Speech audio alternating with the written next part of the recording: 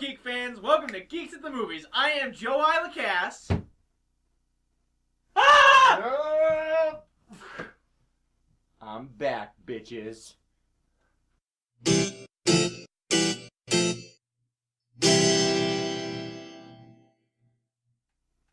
Hola, geek fans. It's that time again. It's 4:30. It's Friday. We're shooting at the luxurious Goodrich Studios International, and this is Geeks at the Movies. My name is Shane Goodrich. I'll be your host this evening, and joining me, as always, is the illustrious lead writer of Geeks at the Movies, the Mr. Jacob Desitels. How's it going, guys? You know the deal by now. This is movie and TV talk from our perspective, the geek perspective. So let's get right to it with the geek news. Item number 1. The official rating for the upcoming DC Warner Brothers film Batman v Superman has been announced. It is PG-13 for intense scenes of action and violence. Jacob, I don't really give a damn what the rating is, but tell me why you include this. Well, I included it because of the part you didn't read, Shane. Whoa. And some sensuality. Ooh. So, we all knew this movie was going to be rated PG-13.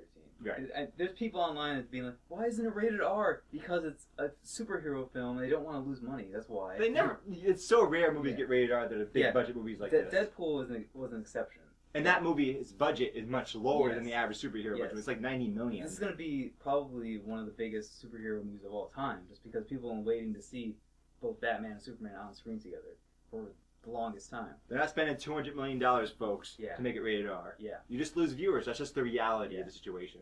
And the intense scenes of action and violence throughout, we all knew that was going to happen. After seeing, Man of Steel, we all know what the action is going to be like in this movie. I wanted to talk about this because of the some sensuality part. I think we're going to see, either a scene of Superman and Lois, a scene of Batman and Wonder Woman, maybe, or maybe even a scene of Superman and Batman. Who knows? But I think it's really interesting that they're going to add some romance into this movie because, you got to. Even though I don't really like romance in superhero films, it does add a little bit more to the characters and where they're going, I guess. I do think it's probably going to be a scene with Superman and Lois, just because they're already in a relationship together. But I do think that they're setting up for a Batman and Wonder Woman relationship in this movie, just because, even though it doesn't really make sense, because they just keep adding unpowered people with powered people and relationships together. So who knows what they're actually going to do, but it's no surprise that it's rated PG-13 at all. Jacob, I'm always amused lately by some of the MPAA ratings, because they've added over the years. When I was a kid, it just said PG-13. It just said rated R. Yeah. Now it's like rated whatever it is for violence, for some scenes of drug use, for some sensuality, for a slight half-naked butt shot. I mean, they add every little thing that they put in what the rating is. Yeah. And when I hear in some sensuality, I just kind of roll my eyes and go, whatever. It's kind of just cheesy. And like you, I do not like, generically speaking, romance in movies and film and TV and plays. It doesn't matter what it is. That is the hardest thing I find to pull off. I find it very rare when I see a romance on screen in any format, big or small, and I go, hey, they're like real people. This is like a real relationship people are having. No, I go, this is fake. No one actually has a relationship like this. It's very difficult for me to find screen relationships believable. When they do make believable screen relationships, it's like, whoa. It's actually so rare, I go, this is amazing. Yeah, it's very rarely not like 50 Shades of Grey.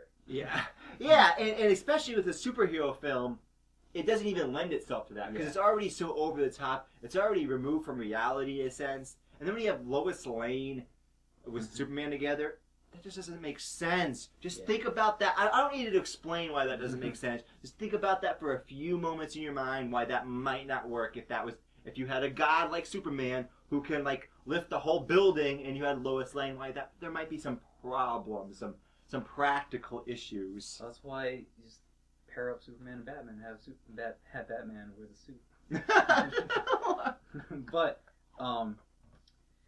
I do think that there are some instances in superhero films where that has worked. Like I like Tony and Pepper's relationship in the Iron Man movies, But then fair, decent, Yeah. fair, decent. But then there was Avengers 2 with the Hulk and Black Widow. Oh, Or that didn't really work. it was so. I never bought it. Yeah. Right from the very beginning, I'm like, and the thing is, they actually had an opportunity there with Captain America because they kind of hinted at a relationship in the Winter Soldier, and I went, oh, I can buy this. I can see it. Captain America's not Superman, so it would work them physically being together, and it also makes sense because they both live a similar lifestyle. You know, Captain America jokes like in the Winter Soldier, it's like it's hard to find people with shared life experience. Well, here she is. She has similar experiences to your own. But instead, they took this weird U-turn and said, oh, yeah, guess what? I'm banging the Hulk. Wait, what? What? It doesn't make any sense. Come on. Yeah. Come on now. Don't do that stuff.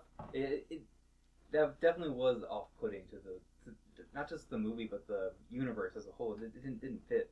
But with Man of Steel being the only movie that we've seen from the DC cinematic universe, it'll be interesting to see how they approach romance in these movies, because I will admit there was a little bit of chemistry between Amy Adams and Henry Cavill in Man of Steel, but it'll be interesting to see them actually in a relationship in this movie.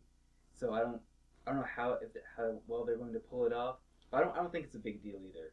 They just add that in because they have to. Right. It's just standard fare for these kind of epic blockbusters. Yeah. You know, you see them in everywhere from Star Wars to Lord of the Rings to these comic book movies. You just see this as expected. It's also playing to an audience that's not me. Yeah. I know it's not me. I'm not the one that's looking for this, but there's other people that might be looking for this. They're trying to get. Remember this movie. I don't know the exact budget for Batman v Superman. Do you know the budget? No, but it is fairly high. It's going to be probably a couple $100 million Yeah. if you look at similar movies. They need to get as many people on board as possible. For a big budget film like this to make its money back, generally speaking, it has to make upwards of 3 times as much money as it costs, because you have to think about marketing budget and these other hidden costs that they don't usually tell you about. Yeah, not only can kids under 17 not go in without their parents, the parents aren't going to want to bring their kids to the movie because there are people who do bring like their 7-year-old children to R-rated movies, but whatever. They're a very small amount. So and a lot of times those movies are particular movies like bringing your kid to Schindler's List. Yeah. is one thing. You know what I mean? It's an educational experience. But if something's like generic violent action movie, you're not going to bring your you might bring your 8-year-old, but that's we won't talk about that. But generally speaking, you're right, Jacob. It's not going to happen. Now you're just going to lose the family base. You're going to lose families. Yeah, and even though superhero movies, I don't think they're the family. I don't think they're like a household kind of movie. They're not the highest level of that kind of movie. No, they're not. But they are pretty close. I think. Yeah, they're definitely in that. They're not Pixar. Yeah. But they're pretty up there for family entertainment. Yeah, they're definitely in that category. So it's no surprise it's rated PG-13, but I am pretty excited to see some sensuality in Batman. Stay tuned for sensuality. But let us move on to item number 2. Earlier this year, it was reported that 21 Jump Street directors Phil Lord and Chris Miller were going to direct the upcoming DC film, The Flash. However, it is now being reported that Dark Shadow screenwriter and Pride and Prejudice and Zombies author Seth Grahame-Smith is in talks to write and direct the film. Jacob, did you ever see Pride and Prejudice and Zombies? Or did you ever read that? I actually did. I actually did read that movie, and it definitely was less boring than Pride and Prejudice. I still didn't think it was that great of a book, but I know it is pretty. It is a pretty popular book. Like a lot of people do like it. They did that other one, Abraham Lincoln Vampire and he Slayer. was the same writer, and he also wrote the screen. Okay. He also wrote the script for that movie. So I don't really know what to think about this, because I also saw Dark Shadows, and that was not a good movie. It was with Johnny Depp, where he's a vampire, and it's based off of the old 70s TV show. It was bad. Yeah, it was not a good movie. Oh, I remember seeing trailers for that now. I was cringing in those trailers. I'm like, Yeah. Oh, what is this? And, This is bad movie. yeah. I mean, he kind of went off the deep end for a while there. I mean, he's come back with that recent movie that came out, that mob movie. Black Mass. Yeah, but that was part of the thing where it's like, dude, you're making some bad decisions for your career. Yeah. But anyways, continue, Jacob. I don't know how how much he's going to actually write this movie. It says that he's going to write and direct it, but I don't know if he's just going to do like a draft and then get credited for the whole script. But what I'm really worried about is that he's directing the film. He's never directed a film before. He's only written things, and from what I've read, he's not a good writer.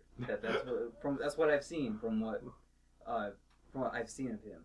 So because of Dark Shadows and because of Abraham Lincoln Vampire Hunter, which I actually liked more than a lot of people did. A lot of people really hated that movie. I thought it had some moments in it. So I don't know how much of those movies were attributed to him or the director, because you can always say it's the director's fault, but really there's like a million moving parts in a movie, and it can't really be pinpointed on one person. And depending on the director, some directors have more clout than another. If you watch a film by Martin Scorsese or Stanley Kubrick or Steven Spielberg and the film sucks, it's their fault. Yeah. Because you know they have creative control. You know that someone else isn't going, change this, change that. They're going to go, hell no, slow your roll. I'm Martin Scorsese. I do what I want. Right? But if someone like this, you're not sure. And also, you're talking about the screenwriting credits.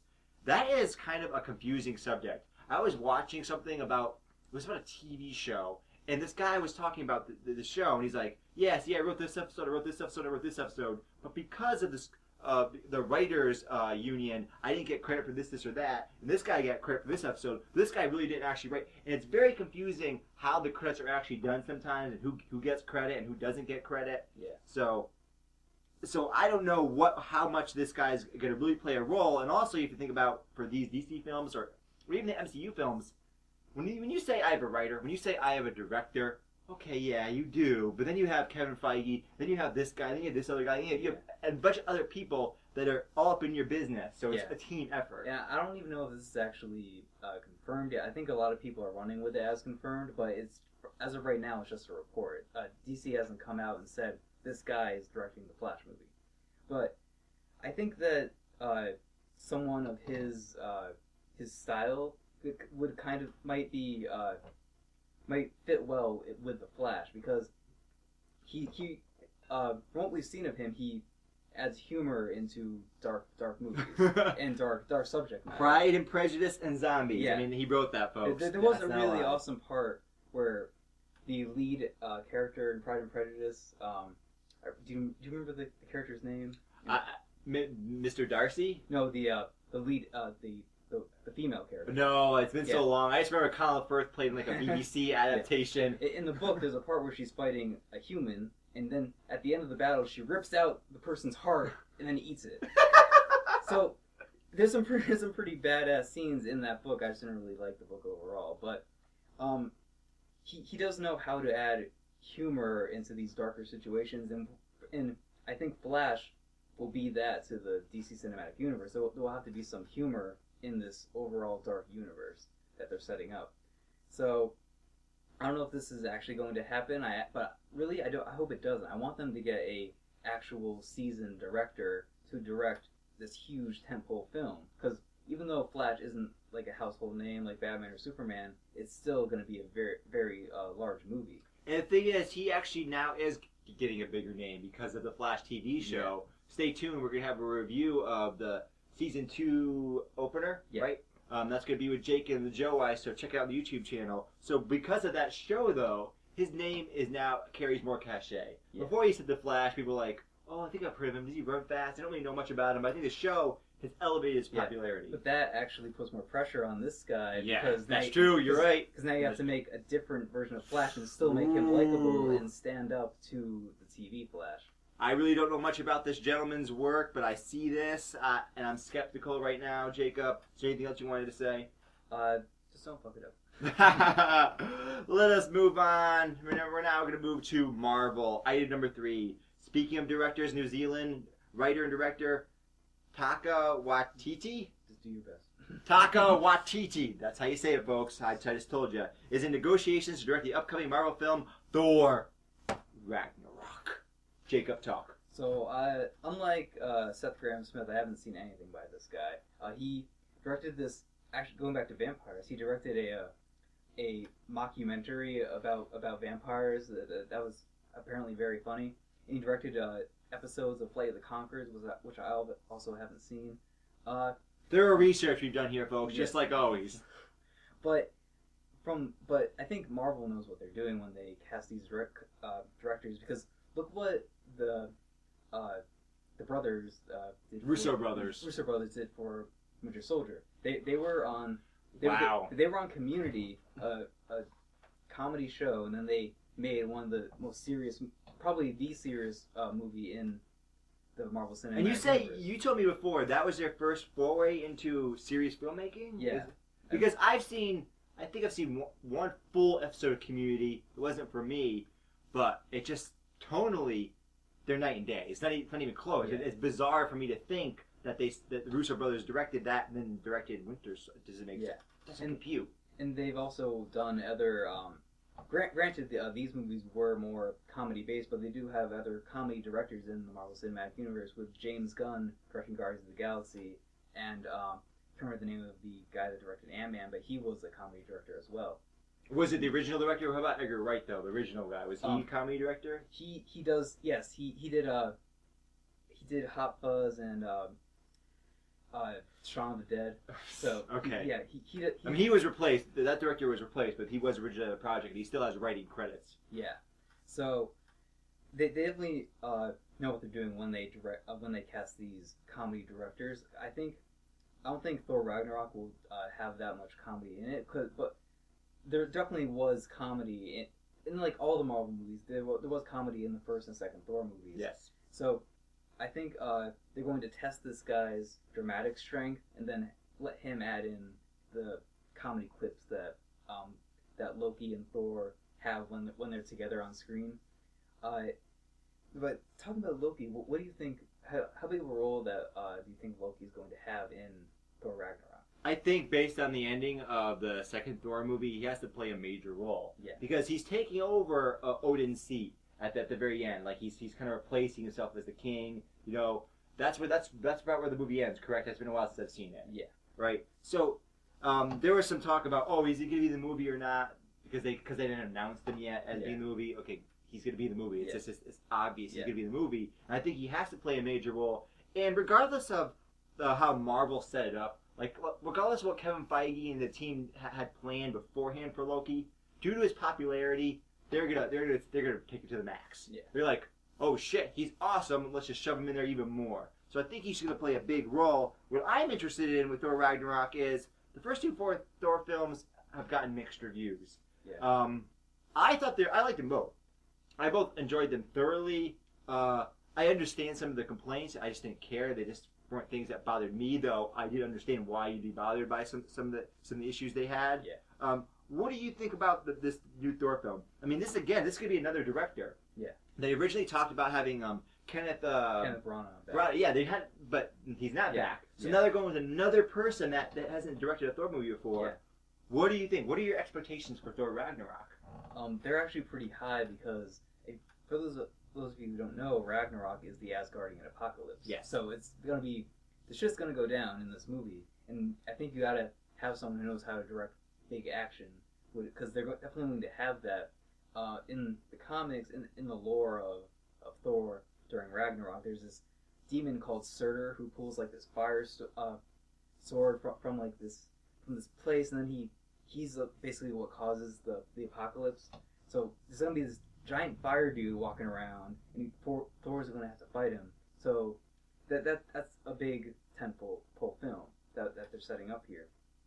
I am really excited to see what Loki's role is going to be, because he took over. He's basically ruling over Asgard right now, and no one knows that that's him. So it's gonna be interesting to see how he fits into this movie. I think that he's going to be discovered pretty early on. Probably. Yeah, and then we're gonna find out what actually happened to Odin. But with this director, I don't know. I don't really know what to think of him being attached to this movie, because first because I haven't seen anything that he's done, and also because he's just on comedy, and I don't know if he's gonna know how to direct like this big scale action movie. What I'm thinking right now, just popped to my mind as I'm talking to you, is again the team. We're bringing this guy in. We're not bringing in a big name director. Why? because the big name directors would go in and say, I want it my way. Yeah. Well, that doesn't always work. Josh Whedon and the MCU people, they had problems in the Avengers movie. Josh Whedon became too big for his own britches, and they're like, oh man, I think they might want to bring someone like this in to control him. Yeah. Hey, you do what we tell you to do, and occasionally you can help out with some of the comedy scenes. What I want to see from Loki is in the Norse mythology, Loki, he changes into all kinds of various creatures, and we don't really see him doing too much of that. I think he has strange, like, mythological children. I wonder if they're going to bring any of these other strange characters from North mythology into this movie. I'm just looking forward to this because I like the other Thor movies. Yeah. Anything else you want to say? Well, going back to what you were saying about him being a small director and them controlling him, I think that actually goes back to James Gunn with Guardians of the Galaxy, because before Guardians of the Galaxy, he'd only directed really like independent movies that were actually really good though. And then they brought him in because he's a good storyteller and he knows how to tell stories. And then they kind of like gave him some guidance with making it this huge movie. Right.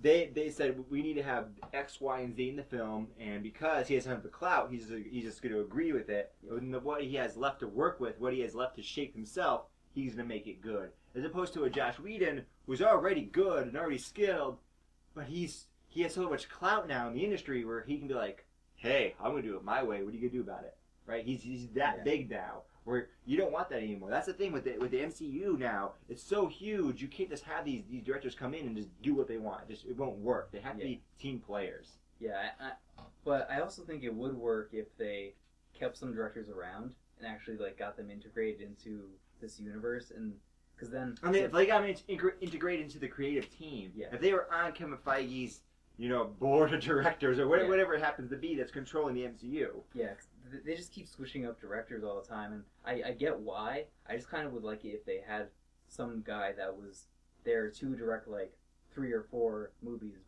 for one character, and just have him focus on that guy, and then he would kind of be like part of the Marvel family. Yes. And then they wouldn't have to like put so much pressure on him, like trying to censor what he does. But didn't they already try that with Josh Whedon? Wasn't he part of the Marvel family? And yes, and then he messed around with Avengers 2 a little bit. So yes, I think they just need to. It's also probably an ego thing. It's like, Yeah. I know what I'm doing now. I've helped you out since the beginning. I'll do what I want. Yeah. So this is why we're not in charge of Marvel Studios, but they know what they're doing there, and they've proven it by making good films just one after another after another. I love the MCU. The MCU is epic. Let us move on to item number 4. Some more Marvel news. According to Deadline, ABC has ordered a pilot for a half-hour comedy series based on the Marvel team Damage Control. Jake, who the hell is what is Damage Control? I don't know what that is. Well, I was asking that same exact question when I first heard about this story. Excellent. But I looked it up. I did Yay! my research, and they're basically this team in the Marvel comics that go around and clean up after like these big battles go on. They Really? Yeah. They have a team that does that? Yeah, and do you remember in the first season of Agents of S.H.I.E.L.D. when it took place after the first or the second Thor movie, and they had S.H.I.E.L.D. there like cleaning up everything. Well, now that S.H.I.E.L.D.'s not around, I think they gotta have someone there to like take care of these big problems. So I think, but what kind of pisses me off about this is that they're adding another TV show that I have to spend my hard-earned time to watch, but at least it's only a half hour. At least it's a half-hour comedy series. I think that fits with what the Damage Control is, because I was looking up some like comic book panels with them in it, and they seem like a comedy group. Like, wouldn't take them seriously because they're just there to like clean up the damage, like kind of in like John Wick. The guys that he called. Call for dinner reservations. Yeah. I need dinner reservations for 7. I think it'll definitely play that kind of role in the Marvel universe, and they could definitely connect this more to some of the movies, like maybe in like Civil War. After Civil War, that they'll be there like cleaning up the damage. So I don't know really how to feel about this right now, just because it's another Marvel TV show. But I do think it will probably happen. But Whether or not it gets canceled or not is another question. But I do think it will get a pilot just because It's Marvel. Just because it's Marvel. Just like that other Marvel TV show, Marvel's Most Wanted, that they're currently working on right now, which I don't know why they're doing that. What? That's something going to get made too. Ooh. So we'll see how all these shows turn out. I'm gonna remain cautiously optimistic, but it's ABC. It's not Netflix. They can't. Booyaka, Jacob! You just hit it. You just hit it. Let me look into the future. Let me look into the future of this ABC show. What do I see? I see more shitty special effects. Oh, I see more bad acting. I see more low budget garbage. I don't get it. What the fuck is wrong with ABC? They're a huge company, but their quality of Agents of S.H.I.E.L.D., just from the production values alone, is not good. Yeah. Why is it so bad compared to Daredevil? Why? You told me a couple weeks ago, I said, man, Daredevil must have a big budget. You're like, no, not really. Whoa, why does it look so cheap? We're going to talk about Agents of S.H.I.E.L.D. in a little bit, Yeah. but it looks cheap. And the show is consistent. It looks so cheap to me. And Yeah. that's what I see in the future. I just looked into the crystal ball, folks. We just looked into the orb. It's going to be cheap looking. And it's only half an hour comedy. How much money are they going to spend on that? Here's Yeah. $5. Run with it. Maybe what they'll do is they'll just have it'll be like a dialogue based show. It'll be like them talking to each other and just have them pulling off comedy clips at each other. You know, it'll be that sort of thing. You're optimistic, Jacob. You're optimistic. With them just referencing referencing the movies like every 5 seconds. You know, just like They'll reference all the awesome stuff they can't show because their budget's too small. Yes. So, I'm also not really that excited about this just because I don't really know anything about this team. Yeah, I don't first know. of all. Are they superheroes? I mean, are they No, dudes? They're just regular guys that clean up. Oh That clean up the shit. I was hoping they said that they had powers and they cleaned up. Nope. Nope. Well, maybe that might be the case. That might be something that is in the comic book lore. I just don't know about it. I just know the basic overview of what this team is. So I don't really know how to feel about this, but maybe they'll surprise us, but probably not. Probably not, but let's switch it up. We're on to item number 5. A new featurette for the second season of Star Wars Rebels has hit the web, and it gives us information on one of the main antagonists of the season, the Seventh Sister. Jacob, I've never seen Star Wars Rebels. I have no idea what to make of this, so I'm just going to turn it over to our big Star Wars fan, the Jacob Desitells. Yeah. So, when I first started watching season 1 of Star Wars Rebels, I didn't really like it that much. But I kept watching it because it was Star Wars, and there were elements of it that I enjoyed watching because it was Star Wars. So then, halfway through the season, though, it totally took a turn for the better. It just got so much better during the mid-season finale. Kind of like The Flash. Yes, exactly. Like The Flash. I was like so enthralled just because of how dark that episode went. Because what I didn't really like about it was too kiddish. It was too aimed towards their main audience, which was you know, like 10-year-olds. Was this a Disney show? Was Star Wars Rebels Yeah. Disney? Okay. And I really liked the other animated series they had, the Clone Wars. That was a really good TV show. That was like one of the only good live visual media things that came out of the prequels. That was so well done what they did. Except they had Jar Jar in it because George made them do it. But but that was such a good series because of how dark it went, and you actually got to see what was going on during the Clone Wars. People actually died in that show, and it was a kids show. Really? Yes, they actually showed I never watched it. They actually showed like the clone troopers getting shot, and there was a scene. Darth Maul's in that. He was the best. They actually showed him decapitating someone in one of the episodes. Really? They don't show it, but they have it in the scene. Right, but it's in there. Yes. They really like went into some awesome direction in that show, and then going into Rebels, it was like the opposite. They were just like aiming at the child audience, and then they kind of turned around half through the season, and I was more interested, and then, but by the end of season 1, I was like, hell yes. The season finale of season 1 was so good. And the first episode of season 2 actually has already aired. It aired over the summer because they do this really weird thing where they like have like this mini movie and they air it like 3 months ahead of the actual season. But that was a really good episode because they brought in Darth Vader. Wait, stop for a second. Someone, I don't watch this, so I don't understand. Let's rewind here. Mini movie, but then you said episode. What are we talking about? It's like an hour-long episode. Okay. And they just aired that like a few months before the actual season. But it's part of the season. It just aired. Okay. Yeah, and the first episode of season 2 was so awesome because they brought in Darth Vader, and he was actually voiced by the James Earl Jones. Yeah, really? They actually do that a lot in this show. They had Billy D. Williams voicing Lando. They had really. They had. I'm pretty stunned by this, Jake. Yeah. I've seen a few episodes. I never thought that maybe they were like the first season. I was like, whatever. Yeah. I didn't watch it. That's Yes. cool. This is actually making me excited. Yes, and what they did was they actually treated Darth Vader right. They actually made him like the Sith Lord that he was in the movies. And in the show, the two Force sensitive people, which are the main characters, they don't know what they're doing, and Darth Vader kicked their ass, which was the thing that needs to happen because they couldn't beat Darth Vader. That wasn't something that was going to happen. And now, getting onto the actual topic here, the Seventh Sister, which is an awesome name, by the way. She's an Inquisitor, which the Inquisitors are these guys that go around who their main job is to take care of the remaining Jedi that were left after Order 66 from Episode 3. And an Inquisitor was the main antagonist of. Are Inquisitors? They have powers. I mean, they're definitely force sensitive, but they're not Sith. Oh, okay. They're just it's like bounty hunters, like not Darth Maul. Okay. Boba Fett. Boba Fett. There you go. They kind of are like bounty hunters, but just for Jedi, and they don't really like collect a claim. They're just working for the Empire. All right.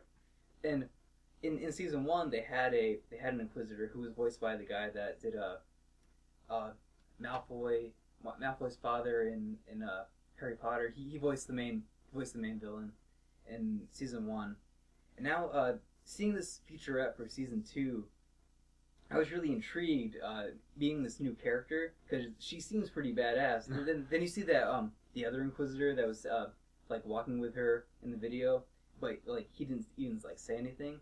I think he's going to have a role like relative to hers. He just wasn't what this video was talking about.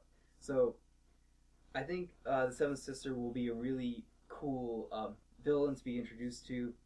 I think she'll play a really big role. I think she's going to be the main antagonist. I don't think Darth Vader is going to continue to be the main antagonist. I just think they want to. They can't keep getting James Earl Jones back. Yeah.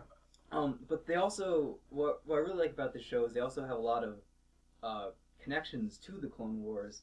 This is a minor spoiler for people who haven't seen Rebels that watch the Clone Wars, but Anakin actually had a Padawan in the Clone Wars that he never mentioned in the movies. But How is that a spoiler? But I'm going to get to the spoiler. But Thanks, Jacob. But her name was Ahsoka, and then at the end of season 5, she leaves the Jedi Order because she thinks they're like getting corrupt and all that kind of stuff. And then we don't see her again in the last season, season 6. But then at the end of season 1 of Star Wars Rebels, we see her. She's back. She's all grown up now. She's not as annoying as she was in Clone Wars, and she's still Force sensitive, but she doesn't have a lightsaber because she's not a Jedi. But she's there in at the beginning of season 2, and she senses Darth Vader, and she knows that he's Anakin. Then she has like a brain aneurysm, and it passes out. And I'm just so interested to see what path they're going to take with this animated like side universe that's canon that they're setting up here, because Clone Wars was such a big show. Jacob, you can go on and on about Star Wars forever and ever. I can. Tell me, close this segment up. Close this segment up, Okay, Jacob. Okay. Overall, I'm really excited for season 2 of Star Wars Rebels and the Seventh Sister. I think it's going to be awesome. Alrighty then, let's move on to item number 6. Head of Marvel Studios Kevin Feige recently talked about upcoming films in Phase 3 of the MCU. and stated that many casting announcements will be coming soon for films such as Thor Ragnarok and Guardians of the Galaxy Volume 2. We talked about Thor Ragnarok earlier in the show. Jacob and I are both excited about it, so let's just focus on Guardians of the Galaxy 2. Have you heard anything about this? I've not. There's nothing that's come out yet, but I do believe Kevin Feige when he says that casting announcements are going to come out soon. I think we're going to, get more of like the new side characters they're going to introduce, and I think we're going to. They're not going to say who he is, but I think we're going to get the guy that's playing as Star-Lord's father in this movie.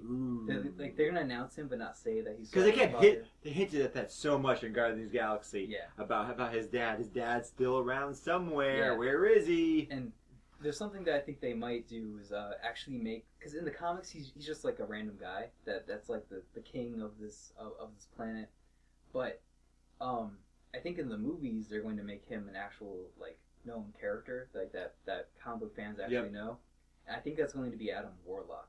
He's this guy who already exists in the MCU in the Clutcher's throne room. There's like this big cocoon. That's Adam Warlock. He's inside that cocoon. Oh, cool. So, I think they're going to actually bring him into the movies. I think that he's going to be Star-Lord's father. But who knows? They might go in a completely different direction. Actually, make him make his dad like some random guy, because they know they can get away with that. Right. And I think James Gunn is a smart enough writer and a director to know the correct way to bring this franchise. And I think with other casting announcements, we're going to get that Loki is actually in Ragnarok, and who some of the other side characters are. All the main actors, the Vin Diesels, etc., the Batistas, we're going to get that. They're going to be there, blah, blah, blah. I think we're also, maybe a little while after these announcements, we're going to get Black Panther and Captain Marvel. I really want them to announce who Captain Marvel is, just because there's been so many crazy rumors going around, like Ronda Rousey's going to be playing her. Please, that's not going to happen. Don't do that. That's not going to happen. Don't do that. I think, so I really want Emily Blunt to play her, because she's a really great actress. She's like one of my favorite actresses right now, and I think she fits the role really well. But we'll definitely report on these casting announcements as they come out, so stick around for that. Indeed. Jacob, we've now moved on to a part of the show that I like to call Geek Talk. This is where we talk about anything from the Geekverse. Today we're doing a review of the season premiere of Agents of S.H.I.E.L.D. Season 3. Jacob and I both saw it. Jacob, why don't you tell me what you think first before I give you my thoughts? Okay, so when I first met Shane here, we were just talking about Agents of S.H.I.E.L.D., and then you were like, do you actually like the show? I'm like, I watch it, but I don't enjoy it. That's what he said. Yeah, that's exactly what I said. And that was true at the time, and it continued into season 2. It definitely got better, but I still recognize that it wasn't a good show in season 2. Now, going into the first episode of season 3, I will say that it was one of the better episodes of the entire series. I thought it had the bad acting. It had the better budget special effects. But they did something with the characters here that I thought actually they made Skye a lot better. They actually improved her character to the point now where she's like an actual likable character, and they introduced this really cool villain, Lash, who I think is going to play a really interesting part as the series goes on. That's what I thought of the episode overall, but what did you think? Jacob, when the show first started, I complained about the lack of superheroes, the lack of supervillains. I complained about, why can't I see the stuff I like in the MCU?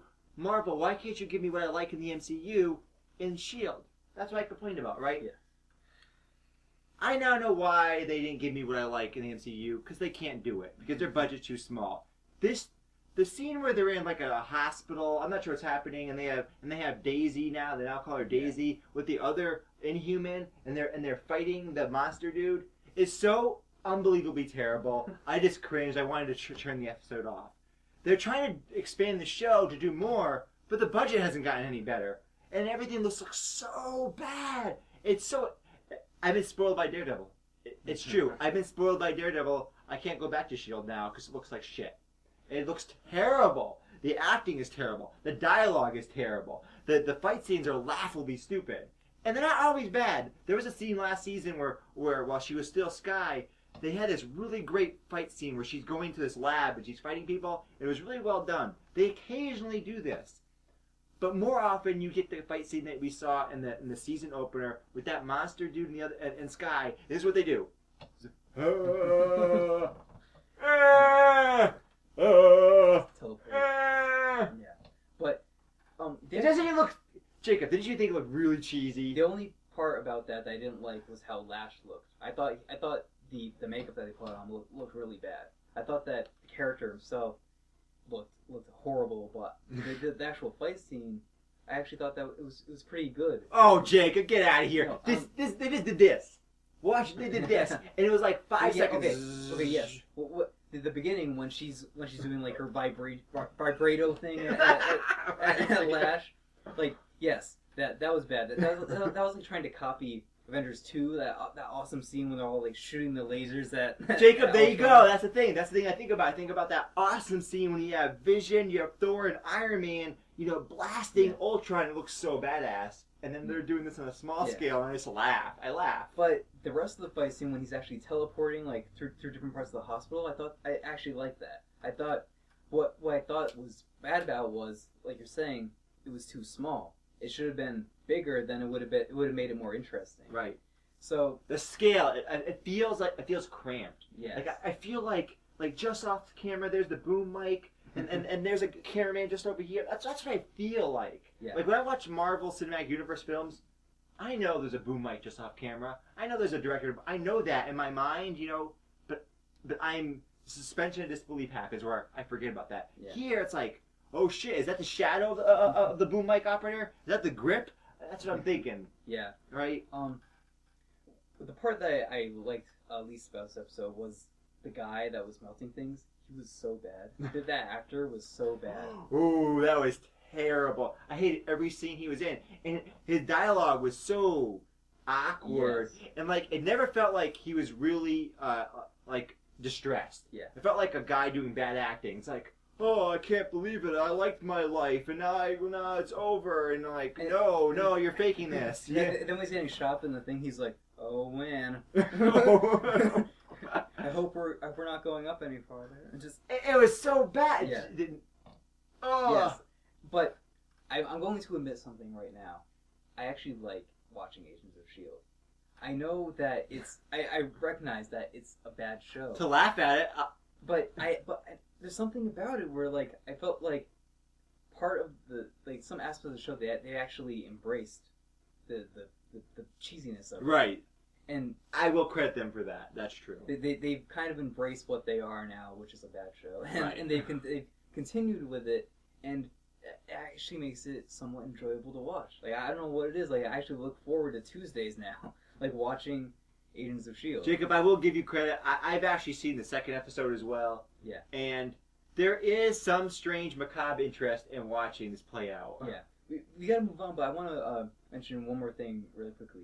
Fitz, what they did with him in this episode, I thought was really cool. They actually made him a central part of the episode. Yes. And made him do some really core things, which in the first season he was just some dumb scientist that I didn't care about. That was annoying. terrible. Both him and Simmons were so annoying. And they're just duplicates of each other. It's Yeah. like, wait a second, why do you need two of them? They're the Yeah. same person essentially. And then that scene at the end where he's beating on the rock, that was actually a good performance. Jacob, you've made me slightly improve my thoughts about the episode. Yeah, and just to close out the segment, I'm interested to see what's going to happen with Simmons in that other world. What's going on? I don't know what's going on there, but it seems really interesting. So I know what happens. Yeah, don't spoil it. So I'm actually looking forward to the rest of season 3 of Agents of S.H.I.E.L.D. I just wish that it was actually a good show, not just a show that has embraced their badness. I'll keep watching it for the show. We'll talk about it a little more. But let's move on to another segment we like to call Old School. This is where we talk about any movie over 10 years old. Jacob, this segment is so simple, right? It's just over 10 years old that we can talk about it. What are we talking about this week, Jacob? This week we're talking about Stanley Kubrick's The Shining. Ooh, yeah, baby. I love this film. Jacob, why don't you tell me what you think? I actually didn't see this film until like a year and a half ago, maybe, because when I was growing up, when I was like 13, I was really into Stephen King books. I wanted to read all the books before I actually saw the movies because I didn't want the movies to like ruin the books for me. But now I'm over that and I don't really have time to read anymore. So this was like the first movie that I saw without like reading the book, and I absolutely love this movie. Like it is such, it like grabs like what Stephen King does best, and then Stanley Kubrick just added his spin on it. And if it's like whether it's Jack Nicholson's like crazy acting or just like the overall tone of the film, Stanley Kubrick just nailed it. Yes. My favorite part of the film was actually probably how he used color in this film. Like, I don't know if you noticed that, just like how he had this the set set up. He just had like the color placement was so well done. Like that scene when Jack Nicholson is in the bathroom, he's speaking to that guy. Like how it's all red. Yes. It just added so much to the movie. It made it really like rewarding to watch it. Like it just gave so Stanley much. Kubrick always adds layers to his movie. My part that I really liked is another thing that Stanley Kubrick is well known for: music. Yeah. Right at the very beginning, there's this ominous music that sets the tone, and there's like this helicopter shot of a car going through the mountainside, heading towards the Gates. Is it the Gates Hotel? No, it's some that you're thinking of Psycho. Oh. But it's something completely different. But they're actually making a prequel to The Shining that's called, which is the name of the hotel. I can't remember it right now, but they're actually making a prequel to this movie, which actually seems kind of insane because it's such a classic. I don't really want them to do that. But, Right. So let me explain The Shining, because I realized we didn't say what it was. Yeah. So what happens is Jack Nicholson's character, he's with his wife and his kid, and they're going to this like ski lodge resort. The lodge is closed over the winter because all the passages are black, and they need someone to watch it. Well, Jack's going to write a movie. He's writing a book or something. Yeah. And over time, they're in this place, and it's haunted. There's all kinds of weird stuff happening, and Jack Nicholson's character slowly goes insane. And they have a lot of foreshadowing in this movie. Yes. Like before then, like one of the guys in charge of the hotel was talking about cabin fever, and then that happens to Jack Nicholson's character. And The Shining refers to the young son who has like these weird powers, and some other characters have these powers.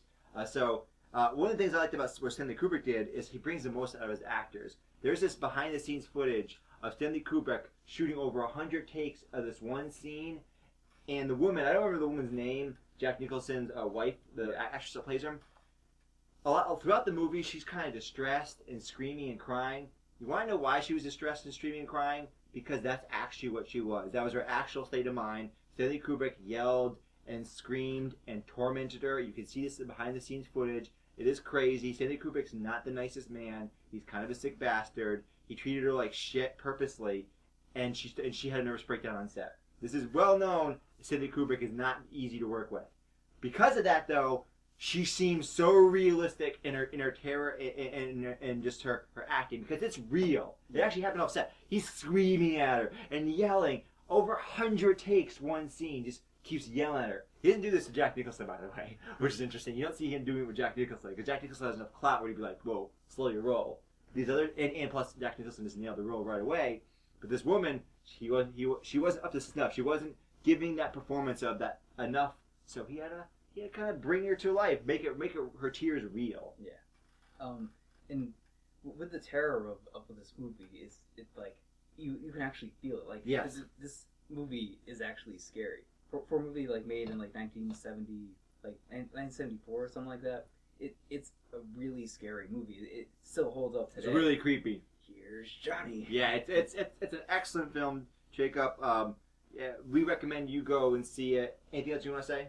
Well, as we're now in October, we're actually going to do I'll be doing a lot of more horror stuff.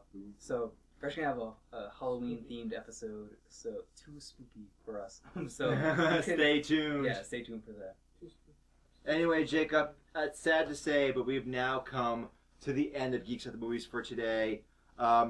If you want to get more Geeks content, you can go to our YouTube channel, Geeks at the Movies. You can go to the Facebook page, Geeks at the Movies. You can check us out on Twitter, Geeks at the Movie. Drop the S. They don't allow it. They don't allow it on Twitter because there's only 15 character limit. What's the email? You can email us at geeksatthemovies.ct@gmail.com. Oh yeah, that is correct. Jacob, is there anything else you want to tell the viewers before we go? Just remember to like, comment, subscribe, and also follow us on Twitter. Like our Facebook page. You'll get all the up-to-date news on the geek side of TV and movies. Oh, so much juiciness, so much awesomeness. My name is Shane Goodrich. This is Jacob Does It Tells. And we've been Geeks at the Movies.